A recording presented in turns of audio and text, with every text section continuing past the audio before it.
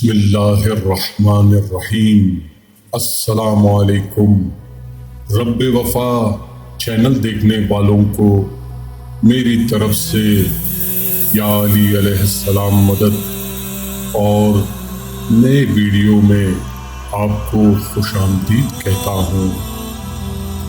آج کی اس ویڈیو میں ہم بات کرنے والے ہیں ایک ایسے جانور کے بارے میں جس کے بارے میں طرح طرح کی باتیں سننے کو ملتی ہے۔ کوئی اسے منحوس کہتا ہے تو کوئی اس کو گھر میں پریشانی لانے والا جانور کہتا ہے۔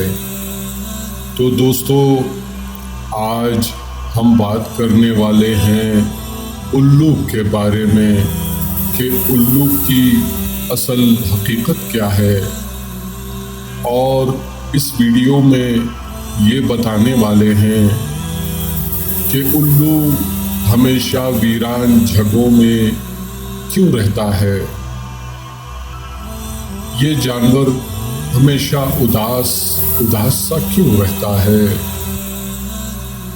اس لیے اس ویڈیو کو آخر تک ضرور دیکھیں۔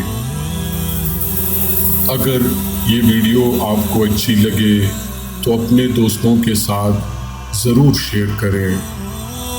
تو دوستو، چلیے شروع کرتے ہیں۔ دوستو، ایک مرتبہ ایک شخص حضرت امام جعفر صادق علیہ السلام کی خدمت میں حاضر ہوا اور کہنے لگا، اے فرزند رسول، اے امام جعفر صادق علیہ السلام، آپ مجھے یہ بتائیے کہ یہ جو الو پرندہ ہے یہ ہمیشہ ویران جگہوں میں کیوں رہتا ہے اور ہمیشہ اداس کیوں رہتا ہے۔ جب حضرت امام جعفر صادق علیہ السلام نے یہ سنا تو فرمانے لگے، اے شخص، جس طرح تم اس پرندے کو آج دیکھ رہے ہو یہ پہلے ایسا نہیں تھا۔ یہ الو پہلے ویران جگہوں میں نہیں رہتا تھا اور نہ ہی یہ اداس رہتا تھا۔ اس کے ساتھ ایک واقعہ پیش آیا ہے۔ اس کے بعد یہ پرندہ ایسا ہو گیا ہے۔ یہ سن کر وہ شخص عرض کرنے لگا، یا مولا، کیسا واقعہ، کیا ہوا تھا اس پرندے کے ساتھ؟ تو حضرت امام جعفر صادق علیہ السلام فرمانے لگے، یہ پرندہ حضرت محمد صلی اللہ علیہ وآلہ وسلم کی آل سے محبت کرنے والا پرندہ ہے۔ یہ پہلے ویران جگہوں پر نہیں رہتا تھا، مگر جب سے کربلا کا واقعہ ہوا ہے اس کے بعد سے یہ پرندہ ویران جگہوں پہ رہنے لگا ہے۔ ہوا یہ کہ جب اس پرندے کو پتہ چلا کہ حضرت امام حسین علیہ السلام اپنے قافلے کے ساتھ کربلا کے میدان میں رکے ہوئے ہیں، تو یہ پرندہ 9 محرم کی رات کربلا کے میدان میں جا پہنچا اور جا کر حضرت امام حسین علیہ السلام سے عرض کرنے لگا، اے میرے مولا، میرے لیے کیا حکم ہے؟ تو اس پر امام حسین علیہ السلام نے فرمایا، اے پرندے، تم یہاں سے چلے جاؤ، کیونکہ کل یہاں پر حضور اکرم صلی اللہ علیہ وآلہ وسلم کی آل کے ساتھ جو ظلم و ستم ہوگا تم سے دیکھا نہیں جائے گا، تم اس کو برداشت نہیں کر پاؤ گے۔ یہ سن کر الو بہت پریشان ہوا اور عرض کرنے لگا، اے میرے مولا، یہاں سے نہیں جاؤں گا۔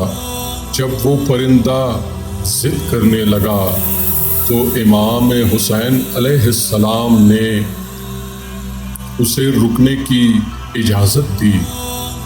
اس کے بعد اس نے کربلا کا پورا واقعہ اس نے اپنی آنکھوں سے دیکھا کہ یزید ملعون اور اس کے لشکر نے امام حسین علیہ السلام اور ان کے جانثار ساتھیوں پر کس طرح سے ظلم و ستم کیے۔